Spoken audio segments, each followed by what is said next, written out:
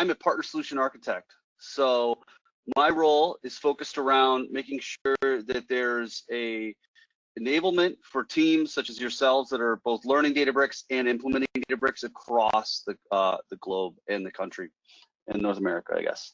So when I think about it from the standpoint of what we're doing, I'm going to go through a webinar. In this webinar, I'm going to focus around who we are in Databricks. What is this product Delta you hear about? How does that thing work fundamentally? And then I'm going to hop into machine learning. Today's going to be fun. I'm going to give you a whirlwind tour into the ecosystem. Not only am I going to cover a business use case around risk scoring, but I'm going to then drive back into a full statistical, just deep dive into our machine learning methodology. This is my younger thinner version from LinkedIn over here, so I kind of look like that. And what I also wanted to mark to you is, as a company, Databricks has over 5,000 customers, over 450 partners. When you hear about our products, you're going to hear today a lot about how Spark works, how Delta works, and how MLflow executes operations. What we're going to do is we often talk about the enterprise between machine learning and analytics. Analytics being that core use case we drive, like Power BI and the rest of the components. But when you think about the ecosystem, there's all kinds of streaming data sets. Spark makes it easy. When you think about the streaming data sets that you have today, you could potentially be using RStudio. You could have Jupyter notebooks in your Hadoop environment. You could have Anaconda on the desktop of some of your data science workloads. A lot of your code, of course, is pumped into GitHub and then using Azure DevOps to then coordinate with it, whether it's Anaconda or PyCharm or Visual Studio. But you guys have probably all heard of PyTorch and TensorFlow, using these deep learning APIs to expand the use case, to expand the data sets, and to be able to scale to the data sets that need to be able to operate. You take Spark and you're going to run some updates and merges. We're going to often run these merges and we're going to reprocess the data. We're going to take tables and data stores and data warehouses, potentially incorporating those data marts. But what we'll do from the Azure standpoint is the coordination of data between the Databricks workspace, MLflow, and Azure Machine Learning, where your statistical scoring is combined across all of them. Whether you're orchestrating using Azure Data Factory or Talent or Informatica, all these are part of our ecosystem. One of the key ways to get data in and out of Cosmos, Databricks. So what we're looking at right now is the 4 use cases. Data's messy, so you need to bring it together. You can use Spark jobs to do so. When you're using ML, it's often hard to be able to coordinate that chasm cross of coming from IT to business. That was one of the things I've done in the past when I was an architect. And when you think about these architecture reviews and you're thinking about one of the key components of the tool, you want to be able to do field level reporting, such as like we talk about with BI and Power BI.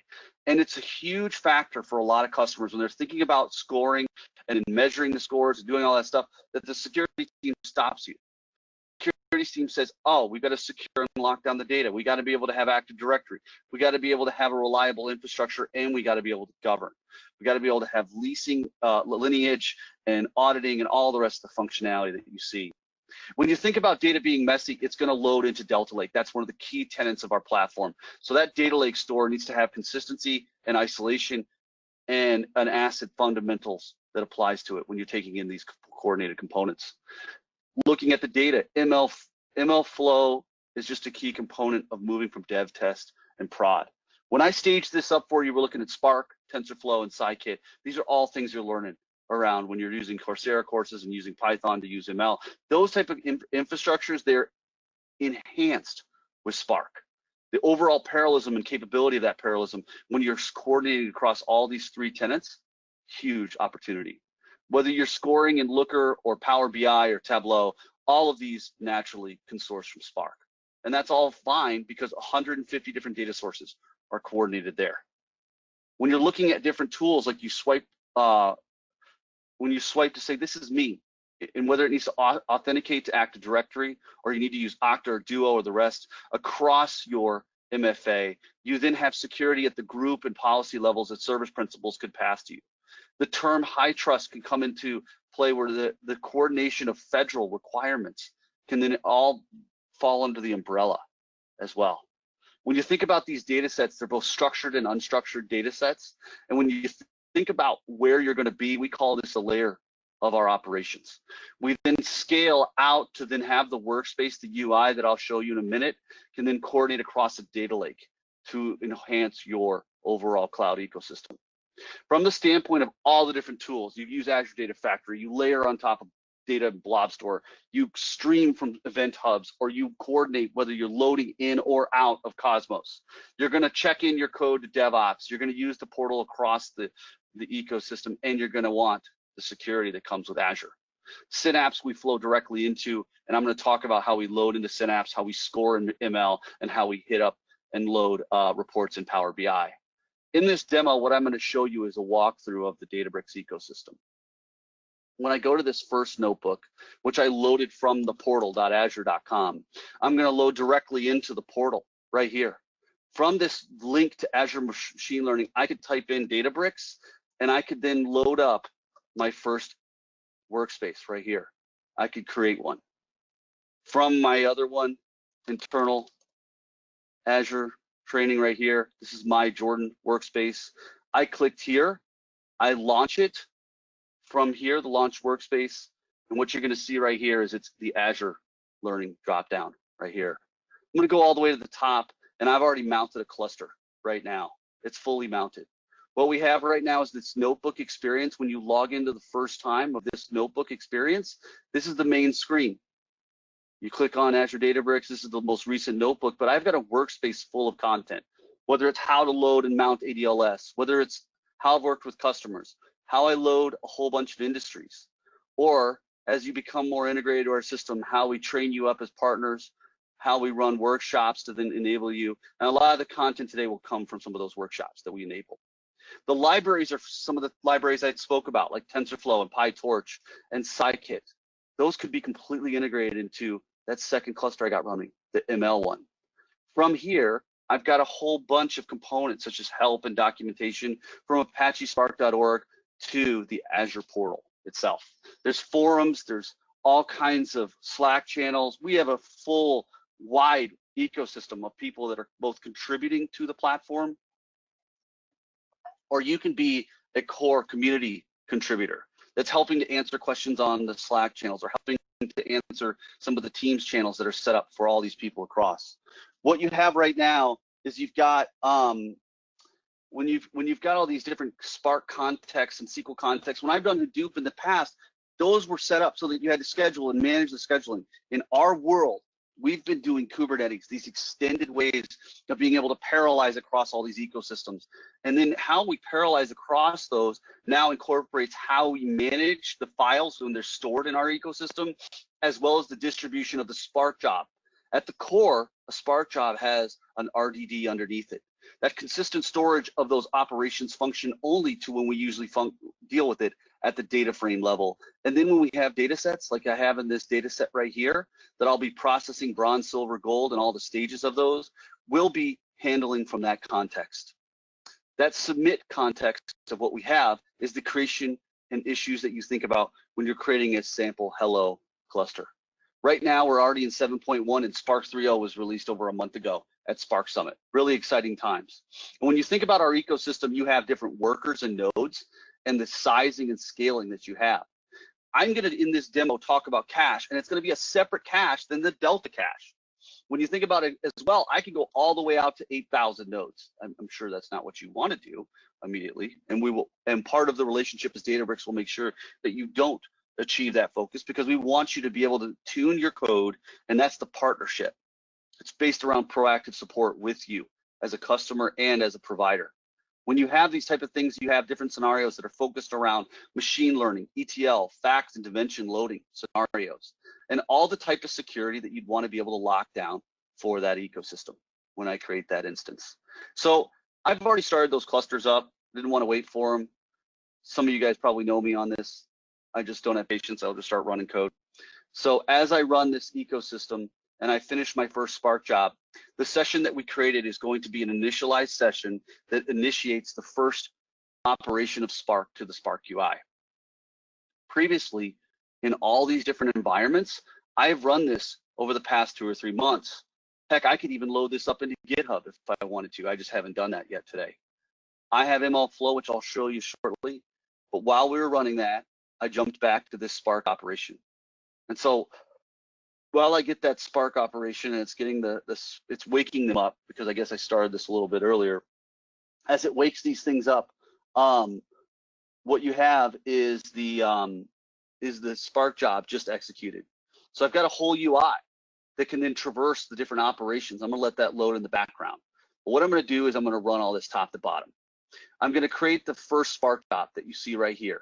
In DBFS, this is a registration from the cluster, but also a registration of history of how things executed.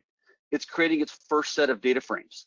And if you guys know SQL, you're seeing SQL-like language right here that also converts into the actions and behaviors that then bring data back and render it back from a data set standpoint. From that Spark UI, it's going through some of the stages. What you can see is in some of those SQL Server operations that you've seen in the past, you've walked away and gotten a coffee while it's run some of these different processes in the past. You can in real time see how that data is going to be traversed. That example is important because as we read, execute, print, and loop, that's another way for the terminology, through this situation, we're able to then scale the operations of our process and our code. What I have as an executor, I have 5/8 of these tasks and maybe 2 over 60, maybe in the 60 minutes, 2 minutes it took to run. What we have is the compute, what we call a DBU. It's the execution time, and that's how we bill. That's one of the charging functional things to consider when you're looking at Databricks. But there's 2 key things here. There's the SQL code, there's optimized code, and how it physically traverses that data set. When it traverses that data set, we're going to pull that in, we're going to run the header, the schema, and we're going to infer that schema as we're going. Right now, I've got a display that shows different kinds of and ways to visualize that data. And as it's processing that data and visualizing it, you're seeing it occur in real time. So as it visualizes that back up, it's going to render this. And there we go, a live, what we call an interactive notebook. I've just run an inner join on that data. And when I run the explain plan, I can understand how it traverses the data at the underlying file system and process that. What I've done is I've got an account. There's about 270,000 records here. That operation, what you're going to see is this query plan right here. When you see it down here, it's the same thing. What we've done right here is we've optimized it to understand the awareness of how, when you cache the jobs, a job that took almost 2 seconds now runs about 20 times faster when it executes. What I'm going to do is jump back because I wanted to show you that the cache is fundamental to that scenario. When we run these scenarios right now, I've got a Delta Lake, and this is focused around when you load these sequence of operations. 576 comes in, it needs to be 567. That sequence of operation looks at the schemas that are adjusted and the consistency of those schemas to be able to have a consistent flow and format and reliable ecosystem for that data set. What we often had was we were loading a lot of these files in Parquet. My next example will be talking around how we adjust data sets between Parquet and not. There's SQL language that allows you to inform and structure your data. But when we think about these files, and you keep your eye on the bottom right, there's the index, the header. There's the actual data itself, and there's a transaction log of acidity. There's a reason that there's a line here because in a database, you checkpoint, you get a valid transaction that occurred that falls into the acid, jumped ahead, the acid functionality that occurs. It's a standard Parquet file. But when we run merging, updates, and deletes, you get a full functionality that you think about with a database. When you get that functionality from a database, you now have a ton of key components that arrive at these conclusions and allow you to enhance it.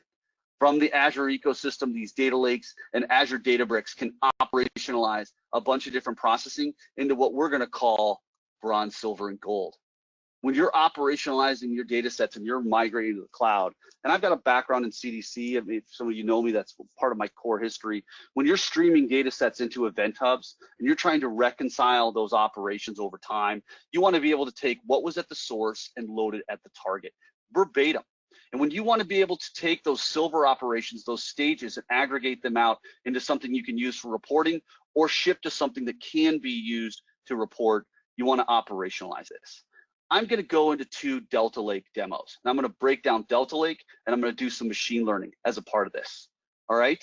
So what we're going to do is we're going to skip this one down, and I'm going to start closing off some windows right now. When I run this first Delta Lake demo, I'm going to go all the way to the top because that first slide that I showed you was based around data being siloed and dirty. What we want to be able to do is incrementally and efficiently read consistent data, read it incrementally from a large table, potentially even roll it back, and even deal with late arriving facts and data. That structured streaming deals with the continuous data flow, the replayability, and the scales and balancing required. There's core database terminology, snapshot isolation, so database locking. You guys may have heard that. Or optimizing the file source. So often the small files problem arrives and you need to reconcile that. Time travel. You want to be able to go back to a point in time and reconcile that. Just so you know, I'm taking notes, and if you guys have some of the details, happy to share this. So I'm happy to share the demos, the slides, and the notebooks. All of them will be followed up with this. The Delta architecture takes you through 3 stages when we go through this. So what I'm going to do is I'm going to pull in a bunch of data. It's about loans. It's like your credit card, your mortgage, your car payment, the amount, your credit score, and the time left on that. Also the rates that are available. So what I'm going to do is I'm going to execute some of these operations. What I want you to see is I can then pull some of this data and then execute it as we're going. When we execute these data sets, I don't want to just wait for each one of these to operate. I'm going to show you that I ran this yesterday at 7 p.m. So I'm not going to wait because the idea here is about reading code. What I'm going to do is I'm going to bring in a bunch of these data sets, and then I'm going to drop them to bronze, silver, and gold. What I do is I write them in Delta, and I load the first set of verbatim records. I'm taking these statistics around the information and loading what we call a Delta file. Delta files are now both the combination of all of the tables, the location for those tables. Here's some details around where that's stored and how it's stored, and even potentially some metadata and history around that. This is from that header file, and these are the details of when the last file was modified. Incredibly powerful functionality here for being able to process this operation. So let me, okay, it's locked my web page. All right. I have to reload the web page. So what we're here, these are meant to be, they're supposed to showcase an example. Let's go back to the last example. I was doing a create table statement. Now what I'm going to do is often they talk about the hardest part of data science being the data enrichment. First off, all of these records right here are the header columns, the top of a CSV, the column headers that you're going to be able to process. What I'm going to do is I'm going to have to filter the records we're going to deal with and the records we're going to filter out. So maybe some of these have been paid off. Maybe they're no longer valid.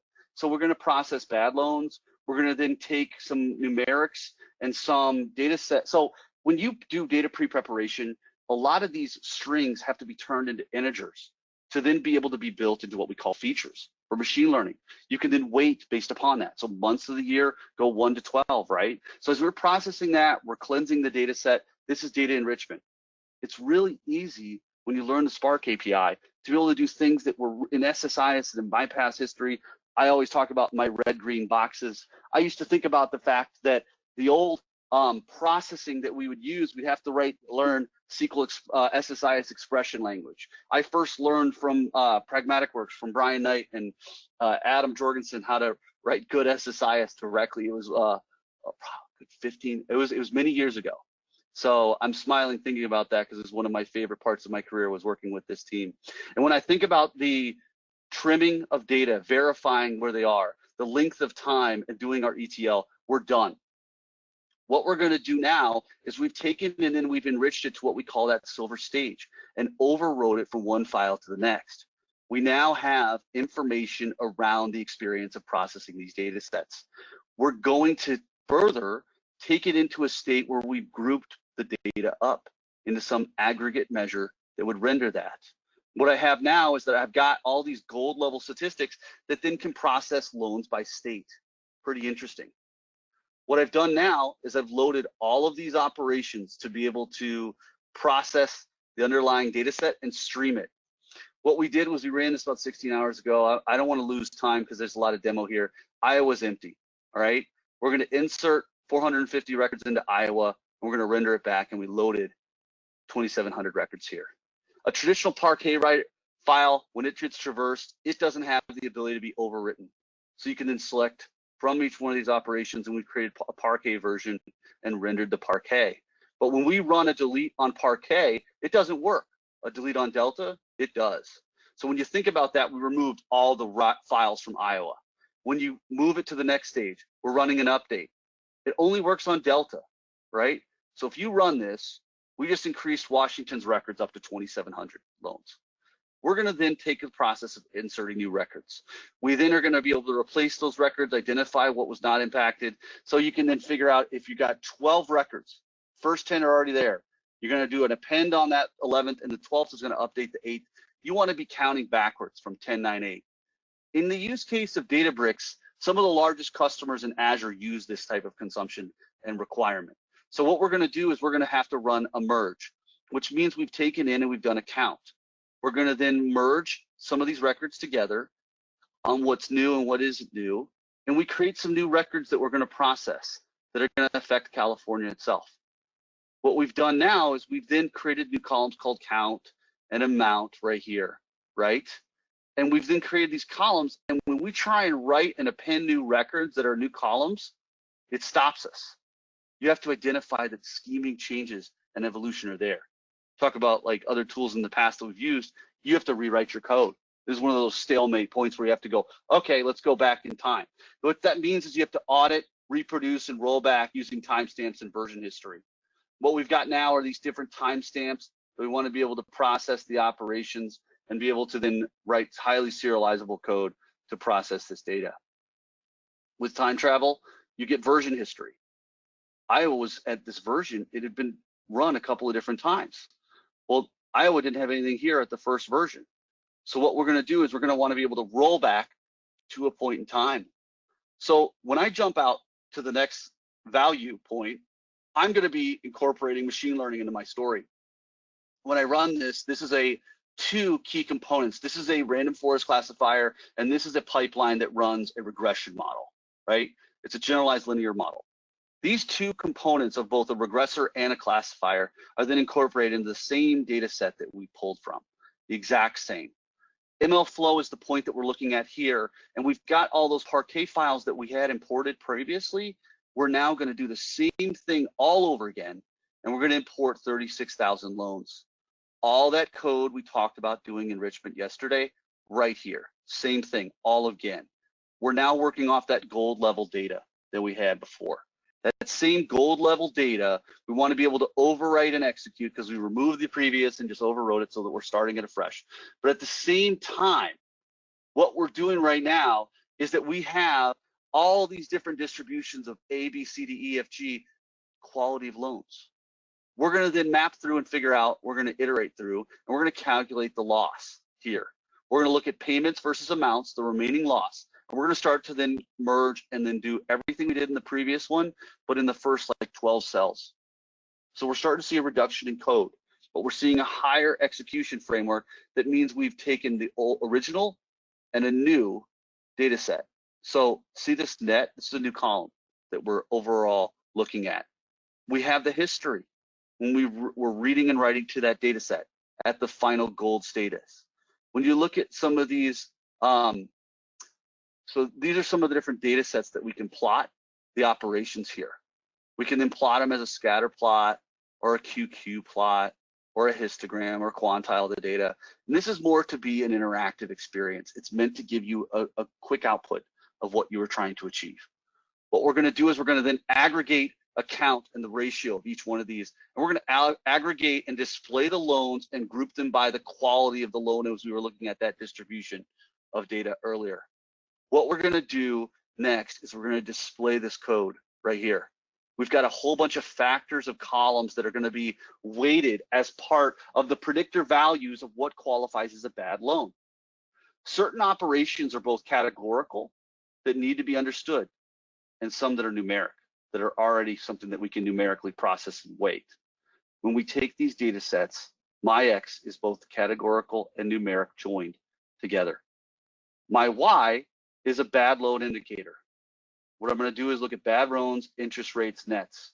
So what we've got is our independent and dependent variables, and what we're doing is we're running that cache.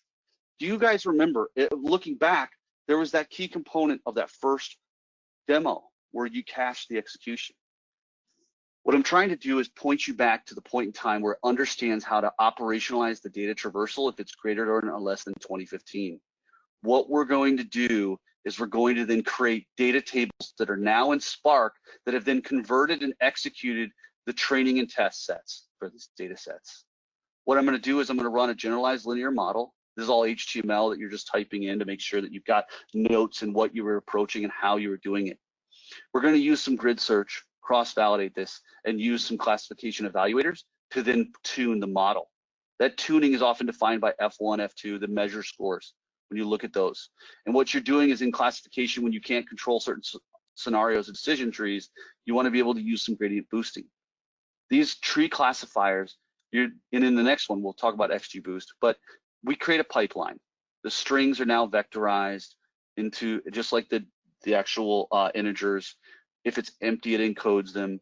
You're going to have some standard feature engineering, classification, and evaluation that you're going to use. When we break out the data sets into cross-validation, or we grid through the data and search through, there's different forms of search methods that you can then approach. But each one of these iterates through the files, fills them in, and creates what we call the features. They're now called the scaled output to run a logistic regression. That pipeline is put into production. And when you put it into production, you're going to add those different scenarios together. Each one of these different scenarios are taking these pipelines and evaluating the fit of the model. So what we've got is a GLM going through some stages and plotting the receiver operator characteristic. I hate when I break my demos because I didn't come back and I don't know why I did it. So let me stop myself from that. When you look at these different weighting measures and the scores that are applied, you're looking at a score measurement that then outputs the threshold estimation points that we're using right here. When we look at these different gradient boosted trees, we're then going to be able to then fill them in and then run our classifier. We've only run a regressor up above. Now we're taking logistic classifiers against the gradient boosted trees, bending it down 52 times, iterating 20 to a depth of 5. This process is for about 12 seconds and runs 50 Spark jobs. What we're looking at now is that these are 50 distributed Spark operations to be able to then process this. When you're running your GLM and your gradient boosted trees, your classifier and your regressor, we're taking the training and the validation sets and we're taking the outputs. Some of the outputs have some opportunities. I'm being nice. And so what we have right now is these classified metrics that you're going to use. You're going to want to score those metrics, and you're going to want to be able to score those metrics and take the metrics like the receiver operator characteristic, create a data frame, and then present that data frame back. In that data frame now, we've plotted a bunch of the curves. So now you're looking at multiple models, understanding the quality of fit, and predicting against that to be able to then classify the prediction quality of what we're doing. All this is nonsense if you don't understand where you're headed with the modeling. We often break that down to what we call a confusion matrix. A confusion matrix looks at the loss incurred and the profit forfeited and the profit retained and the loss avoided. So this is the core thing. I've shown you that part. Now I'm going to jump into the XGBoost. You import XGBoost, it's the same thing in Scikit. A lot of people are using this operation, but XGBoost is one of the fundamental ways that you can then operationalize some of the tuning and scaling of your models. So we already had the vector assembly, we had the numerics and the imputation required and the categorical variables imputed and filled in. You're going to take in some of the scalars and you're going to create your first pipeline array right here. XGBoost takes these classifiers and then sets a number of workers and threads and highly parallelizes the different operations. What we're looking at is that we can, and so someone just asked if I can share this, absolutely going to share all of this. There's a ton left to show. So when we're looking at the execution of XGBoost and the probability of these, you start to build a data set that you use for your feature weighting. XGBoost then parallelizes and then reviews the weighting for the operationalized weighting that you're going to use, and then the evaluator characteristic that you're going to use to then tune and populate the best form of cross-validation, which is important, and then the grid search. I'm going to wait to talk about that in a minute because that's where we're getting into these notebooks over here. All of these notebooks will be shared, so don't worry, and you can study these as we go. But when you look at these, you're looking at taking home loan information, going through the loans and predicting each one of these. These then give you a natural distribution, which is where we're looking at these plot operations right here at these QQ plots. When we're looking at each one of these QQ plots, you're labeling the predictions and you're evaluating them as you go. We're going to then source through each one of the models and stage them. And then what we get is a really, really, really powerful confusion matrix like we had in the last notebook. I'm going to only talk to this. When you build some of the largest loyalty systems or some of the largest customer lifetime value, like when you go to Starbucks and when you order your coffee, they're doing a customer lifetime value. That's a Spark job. When you pay with your phone, that's a Spark job. When you use your credit card, that's a Spark job. They may or may not work with Databricks, just probably do. I have to be politically correct on that one. And then there's automation of the ensemble when you then parallelize this out to a really, really powerful way, and you start to move towards a maturity point in your code that's at a high, high level of maturity. All of these AutoML components you can import and load from the same data set, the same demo, that then uses genetic. So when it does its auto imputation, you can use Bayesian or genetic methods to be able to do that. So that's part of this overall scenario. It tunes to an evolutionary strategy, so you can do it in batch or in streaming. You can hyperparameterize and tune that down, and you can log your outputs to MLflow. All of that's available to you. What we're going to get into is this MLflow component we were just talking about and the prerequisites of all that. So what I have are a bunch of these different runs that I've run for this overall scenario. When I run this scenario, we're going to port this in, and I'm going to open this up.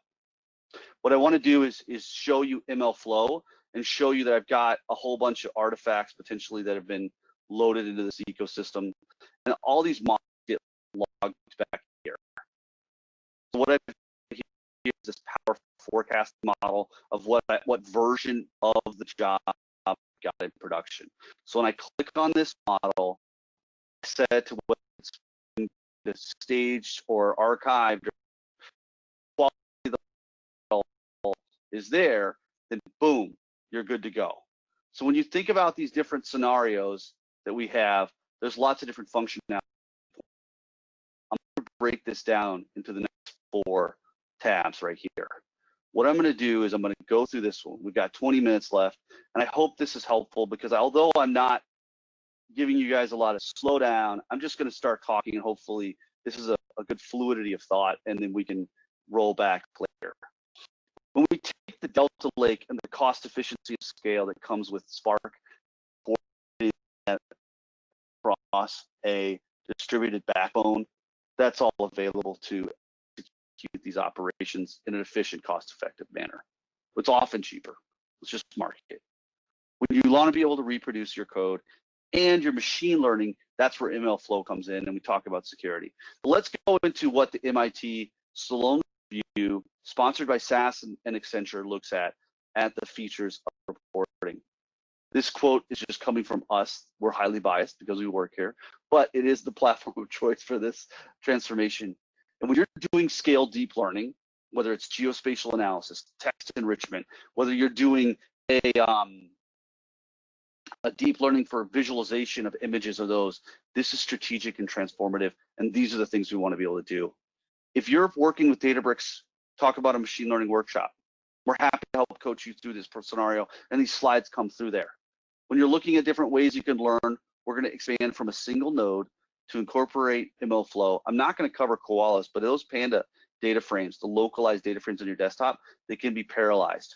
And we take from a single model to multiple models and train them in a distributed way. There's ways to contribute and to manage for those type of scenarios. And what you want to be able to do is to incorporate ML, use a Spark API, and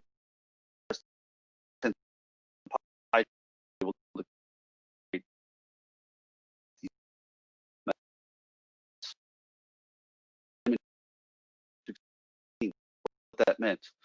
There's a third tier to machine learning. There's deep learning you hear about. There's classical regressors, clustering, classifiers, the classical ML, but then there's this third pillar now in reinforcement and transfer learning that allows you then to understand the coordination of machine learning data preparation.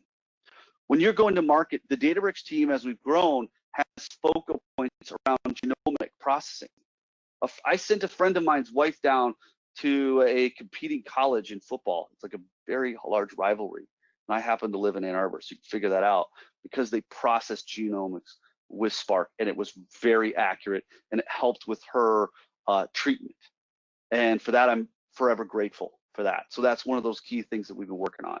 When you land your plane and you call a car, and you want to be able to call that car and route the best route for you, that's where we come in. And even IoT on Azure, one of the most powerful use cases you have, when some of the beds are performing and testing the quality of blood and indicating this person's blood is dropped, or the bed is not performing to the right optimal components. And in today's time and day, those are things that we're grateful for.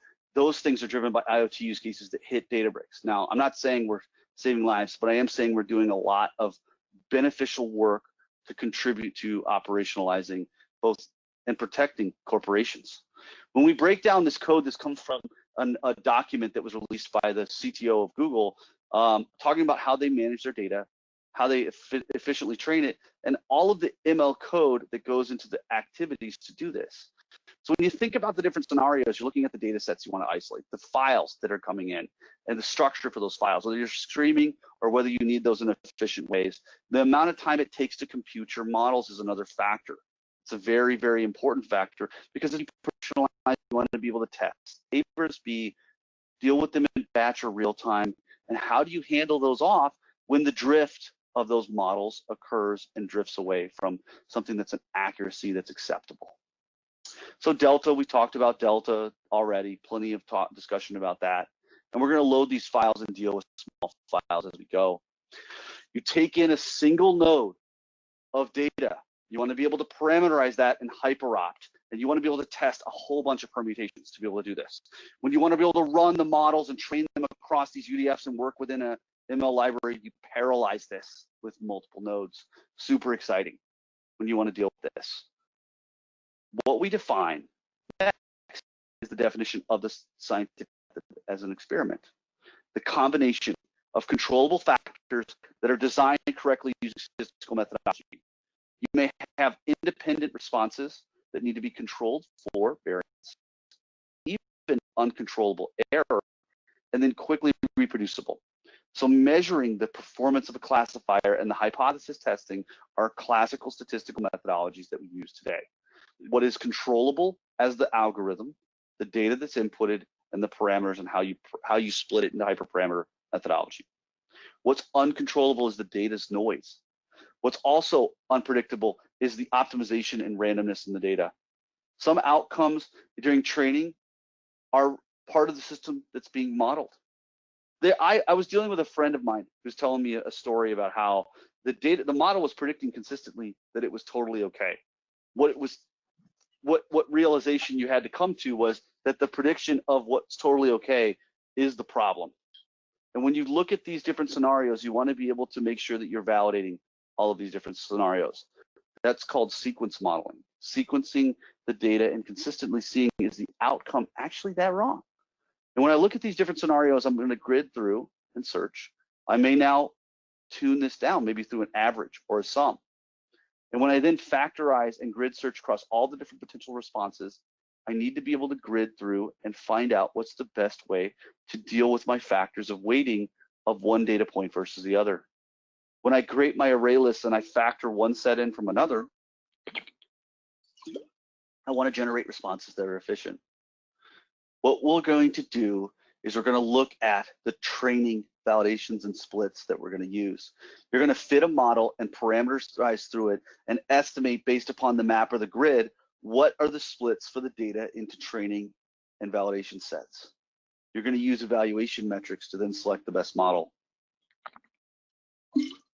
Cross-validation looks at factorials and a binary classifier evaluator and the number of folds displayed in these K values, right? What we're looking at are these randomly partitioned folds that you look at training and test sets, and that what you're looking at is then factoring in as you're controlling for certain uncontrollable factors and variance data. You're trying to find the best average cross-validation point and then track that metric point so that you can then use it. Certain computational complexity limits the practicality of factorial search. So certain factorial search, just the data gets too big And so you got to parallelize this thing out, or you're going to normalize the data. You're going to average it or sum it out. What you're going to do is look at the data set and you're going to split it. And sometimes you just have to take some estimation like we think about. So these model outputs, when you classify and regress those data sets, a lot of the terms that you've heard in the past, like at RMSE, right? Linear regression. But nonlinear looks at entropy or the soft max. When you're looking at precision and recall, you want to be able to have the receiver operator characteristic, or in a multi-class, a confusion matrix that then is something that's supported and labeled so you can understand what the heck you were doing. I was like, because I often look at models and I go, what was I trying to do? Or what was this other person trying to do? And so that you have some teamwork that's incorporated. And that's why we throw a lot of functional behavioral patterns into documenting our code. When we document our code, we want to potentially look at the ROC right here, right? Or the area under the curve. And when you look at certain precision and recall and you want to measure with thresholds, you can incorporate these measurements into what we incorporate into our metrics API. Did it jump ahead? No, I want to go back. So it went back 3 or 4 slides. I want to make sure I find it. Okay, I'm back to where I was in a flow. So when you look at a threshold, you want to look at thresholds and understand the metrics. This data frame contributes to these measurements. So they have what you have defined in blue as the recall, in orange as the precision, and the weighting of the F1 measure across the prediction. When we look at the next model output for model classification, we're looking at prediction, whether it's the confusion matrix and the accuracy and the measurements and the weighted characteristics. These are the terms you're going to see. A confusion matrix, you can look at NumPy, right? These array lists of the different operations that you want to be able to populate for all of the different data sets. Some of the math, for those that aren't looking at the math, that's all stuff that's really understanding the methodology of the labeling. What's the false positive here? What's the depth of what we're trying to pursue? So going back to the beginning, true, false understanding of what that significance means and the likelihood of those models. Given 2 learning algorithms, which has the lowest expected error rate, so that you can then reject or non-reject certain operations, you can then tune this down as you go. So there's what we often describe as statistical independent outcomes, and you can then conduct independence tests using Pearson's calculation. What you're going to look at is the features and labels, and then what you're looking at is the statistics, and you can run a chi-squared test. This is pretty good accuracy with 4 degrees of freedom. But you could, like I have this picture I go back to, show the weighting that you only took a single class, you weighted it down into one direction, and so that means you were completely biased. So you need to understand the hypothesis and validate that. This is where we take in models and we try and take other forms of statistics and we incorporate those models into some forms of generalization errors and how you deal with them. That's where you can incorporate McNemers, which you can see on the screen today. What's misclassified. When you're looking at analysis of variance across 2 models, what you've got is you can then use certain statistical methods manually to be able to calculate this, and we can do this. But invariably, when you think about what they talk about in this whole ecosystem, is that when you plan out the operations of your data, the larger the data that you're dealing with, the better in the context of what you're trying to achieve. When you're looking at the different scenarios, you can then handle larger use cases. So model performance versus sample data. There's really the Netflix challenge. I think you guys remember this, like 10 years ago, they were going to give away $1 million for the person that predicted the best one. They used Databricks. So when you're looking at the different scenarios, what we've got here is you've got different ranges and training components that are then incorporated here. This is all key. So this is like performance tuning, predicting the best like movie when you're watching it. So like 2 gigs of words, that's it. And it was a small data set, really, really small. So it's not the size that matters, it's the way that you deal with the distribution of the data and the handling of distributed compute when you're trying to understand complexity. You can then apply multiple distributed components to this. Now, if you've got an OR degree and you want to use solver methodologies and try and simplex that down and build that into an optimized pattern, and build that there. SysML and other things that you want to be able to solve for. Those are all components, but that's not what you have to do every single time. There's some factors of assumptions that can be made. Understanding the outliers, compensating for missing values, and you can get some pretty great models that are out of this. When you think about overfitting versus underfitting, or finding that balance of prediction lines that fit some of the different data points, you can then scale this out, whether it's neural networks or classic algorithms. In conclusion, we're looking for data that makes sense, whether it's structured or unstructured data. This can work for any type of data. I've had questions just now about the trainings being available. I'm going to follow up with those links for you guys after we're done. All of these notes are going to be available. So we should be able to use data with deep learning. But maybe we're on the plant floor and we want to be able to compensate for smaller data sets from scratch in the data sets. So to benchmark, Matej, the founder of Spark, our CTO, he looks at just different data sets and finds that sometimes algorithmic creativity, understanding the methodology, is more important than the metal underneath. So what we're looking at is text and how that operationalizes. And in the case of deep learning, it's better to use transfer learning on smaller data. Let's see if there's anything left. Let's make sure we talk about where Databricks fits into the story, and then I'll go into the demo. Where does Databricks fit? Training models, hyperparameter search, cross-validation, they're all parallelized. We're going to go from a localized model that uses pandas, localized systems. So what you're looking at is you're going to find a localized panda that's now distributed and runs just fine. We're going to find experiments that can then understand model factors and understand statistical significance. This is challenging in distributed learning. So as you spend a lot of time setting up your environment, we're going to cover parallelization of feature engineering, hyperparameters, single mode, and running a lot of them. I'm going to take bronze, silver, and gold, set up my feature vectors, aggregate them, and convert those into outputs that we can then flow into ML Flow and then visualize. I'm going to parallelize my hyperparameter tuning. I'm going to use whether I need manual, grid, or randomized search. I can also use that genetically we talked about, or Bayesian methods. We can do some of these search methods as well. And we're then going to use single models. Here's where we can use distributed training in that fashion. And then we can then do lots of models in parallel. So, talked about ML Flow, projects tracking. I'm losing my web pages. I guess the last part. ML Flow fits in, no more slides. Cool. So this is Azure Data Factory, bronze, silver, gold, going out to these different components. Is there anything else we're missing? Nothing. All right, cool. So all these functionality points and slides will be shared after we're done. What I'm going to do right here is I've still got my data set running as we process. I download this from the web.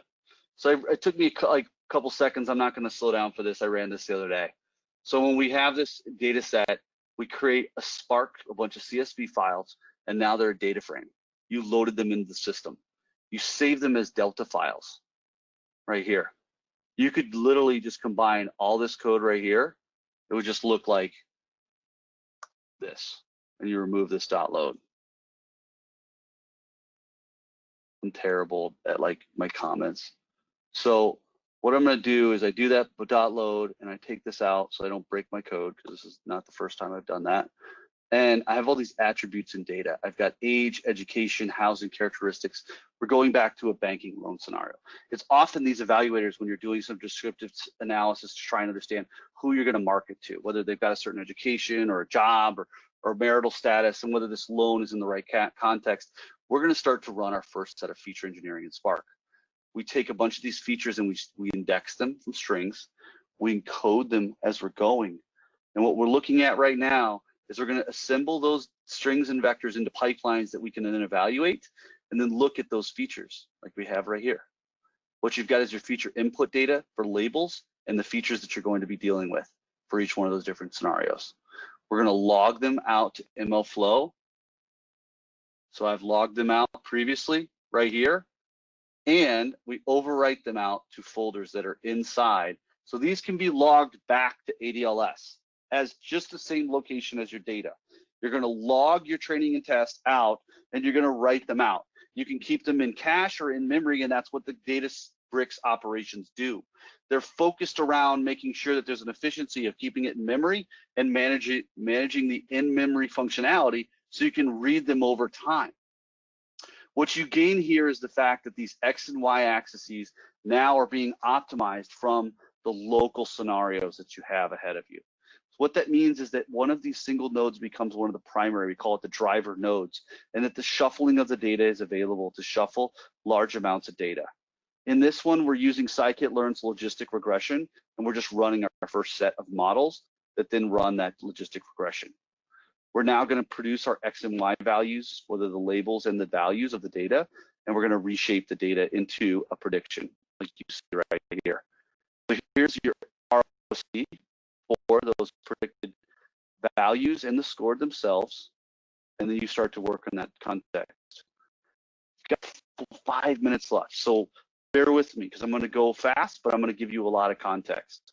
What you have are those same data sets that we were working with before. We find that it's my name right here, username Jordan. It's where the data loads and the history of that load right here. What I'm going to do is I've got some of the data right here, and I'm going to be able to load this data up. I have the same age, job, marital status, and I read this in with Spark to run my training and test. I display the data. I run and handle for, here's my vector set up for certain linear regression. No, hold on. I'm setting up my pipeline, taking in and validating each column into there. And what I have are these new columns that we're enhancing with, like the days that is clean. So putting some weighting that we can factorize the data. Understanding what is numerical features we can then process, and then understanding what categorical. So like some of these different column names like month, day, year, 1 to 12, but then encoding those into numerics and then assembling them together. So now what I've got is my pipeline of indexed, filled in, and now categorized data that then builds a pipeline of these operations. So when you get your data prepped pipelines, you assemble these different vectors, you figure them out, whether it's age, balance, days, months, whatever. You want to be able to impute fixing, missing values for training and test. You want to be able to handle for this, such as like the categorical features and the prospect of those fits. I'm available for questions in chat if you guys want to put those in.